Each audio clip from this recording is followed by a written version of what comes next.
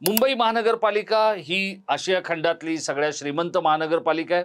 देवेंद्र फडणवीसांना असं वाटत असेल की कुठली झक मारली आणि 2026ला मुंबई महानगरपालिका जिंकून नफ्फड भाजपच्या नगरसेवकांच्या हाती ती दिली। कुणाला मुंबईच्या विकासाची पडलेली नाहीये, प्रत्येकाचा जीव निधीत अडकलेला आहे, टेंडरमध्ये अडकलेला आहे। गणेश खणकर हे गटनेते आहेत, कामकाज करण्याचा गणेश खणकरांचा वकूब नाहीये हे आता अवघ्या 3 ते 3.5 महिन्यात लक्षात आलेलं आहे। स्थायी समितीच्या अध्यक्ष असलेल्या प्रभाकर शिंदेंना रोज कसरत करावी लागते। आपल्या स्वतःच्याच नातेवाईकांना, लाडक्या ठेकेदारांना, नगरसेवकांना फंड कसा मिळेल यासाठी स्वतः मुंबईचे अध्यक्ष अमित साटम आणि प्रभाकर शिंदे यांच्यामध्ये शर्यत लागली आहे का असं म्हणण्यासारखं वातावरण आपल्याला बघायला मिळतंय। आता किरीट सोमय्या हे एक समांतर सत्ता स्थान आहे आणि किरीट सोमय्या आपला मुलगा नील सोमय्या याच्यासाठी ते आपलं काम करत असतात। आणि मुंबईची महापालिका इतक्या प्रयासानंतर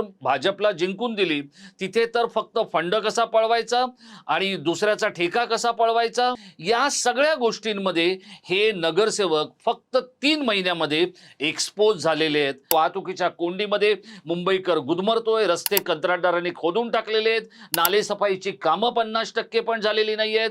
त्याचप्रमाणे मुंबईमध्ये प्रदूषणाची समस्या ही अक्षरशः मुंबईकरांच्या डोक्यावर थैमान घालते। छोटी गटारं, कलवट किंवा धापा गटारं यांची कामं झालेली नाही आहेत, त्यांची झाकणं उघडी पडलेली आहेत। झाडांची छाटणी ही पावसाच्या आधी करायची असते, त्याच्याबद्दल काही झालेलं नाहीये। मिठी नदीतला गाळ किती उपसला आणि किती उपसायचा शिल्लक आहे याच्याबद्दल कोणाला माहिती नाहीये। एकूणच काय तर मुंबईकरांचं जगणं हे आता मुश्किल झालेलं आहे।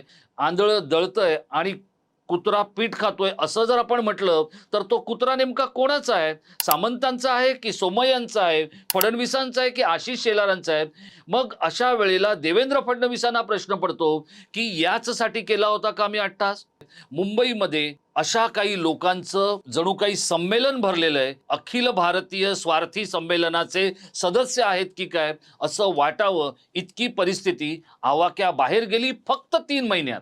3 महिन्यातच मुंबईकरांना वाटायला आता लागलेलं आहे की ठाकरे परवडले, काम करत होते। मुंबई भाजपची अवस्था 3 महिन्यातच इतकी बिकट झालेली आहे की ज्याचं नाव ते येणारा पावसाळा हा मुंबईकरांसाठी आणखी खूप मोठी सत्व परीक्षा बघणारा ऋतू असणार आहे।